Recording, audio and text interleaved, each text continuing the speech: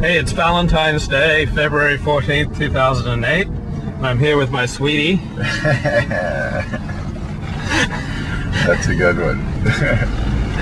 And you're listening to some romantic music this morning. What are you listening to? It wasn't romantic, but before that, I just want to make sure I wish my wife, Donna, a happy Valentine's. I love you very much. And actually, this morning I was listening to an Elvis song. That was the song where he says, a little less conversation, a little more action. And it's with the show Las Vegas. That's their theme song. And I was thinking about that because, you know, I consult on businesses that are having struggles in their sales departments. And what I find is a very, very typical problem is representatives think they're working hard.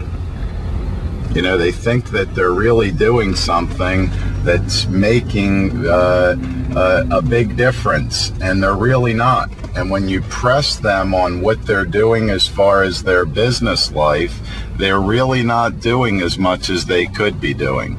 So today's conversation is really about action.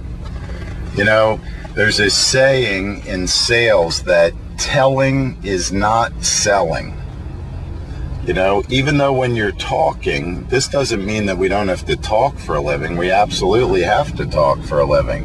What it means is we have to make sure that our talk is moving people to action. That's the purpose of being in sales and being a representative. So I find it very important that we start off by analyzing what are you doing today. If this is day one of being introduced to Glenn Broder's system, just a yes or no, please. What should you do today to make a change in your life? And the first number one thing that you can do is to look at your book and to see who are my real prospects. How many real prospects should I really have?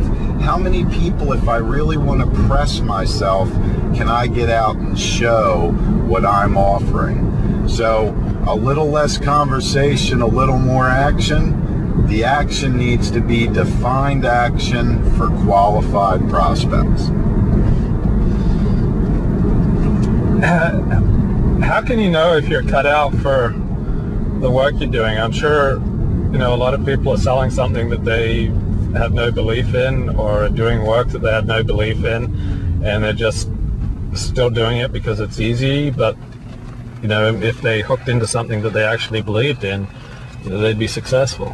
You know, that's a very valid point. A lot of people in life in general are basically walking around in the dark.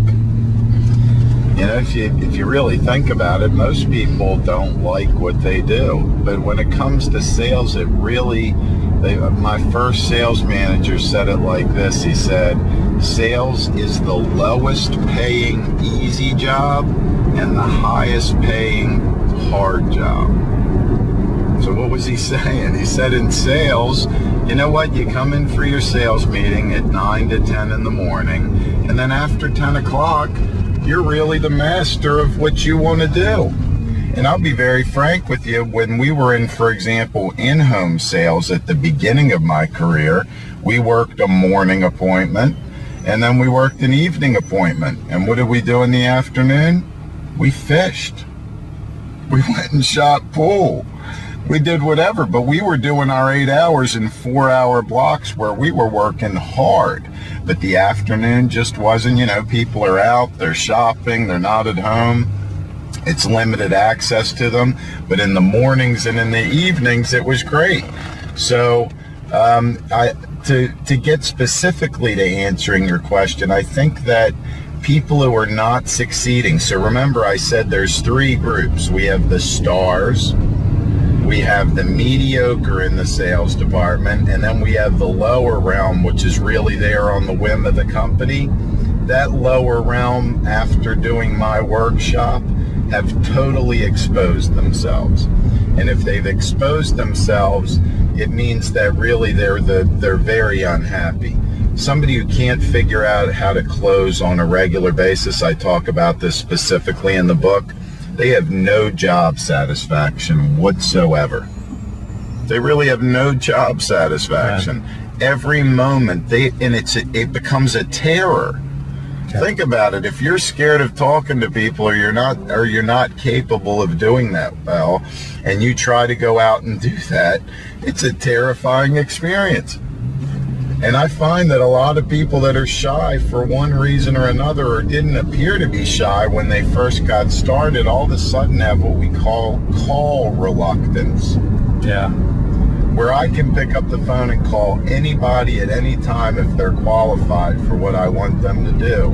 There are some people that will never be able to do that. And as soon as you see call reluctance, I really don't have to fire people in most of my organizations. I can pull them into the office and go, maybe you ought to go home and think about whether you like doing this or not. Yeah. If you do, come back, we'll work real hard, I'll teach you exactly how to do it. If you don't, then you know what, no hard feelings. I don't want you to do something that's not right for you. But if you're the kind of person who can talk to people freely, and let's face it, we're just two beings. You should be able to walk up and talk to anybody. We'll talk more in the future about getting over that fear. As a matter of fact, we'll do quite a bit about fear. But if you have the personality, it's going to work out great with training. And if you don't have the personality, we could train you forever, and you'll just never be happy with it. Right.